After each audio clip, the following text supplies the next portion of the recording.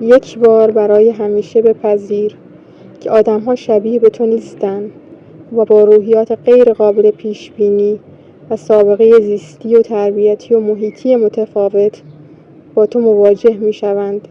و تو نمی‌توانی از همه آنان توقع درک و شعور متقابل داشته باشی و متقاعدشان کنی که در نقطه اشتباهی ایستادند و دارند اشتباه رفتار می‌کنند. لطفاً یک سری بحث‌ها و گفتگوها را بدون هیچ پاسخ و دفاعی ببند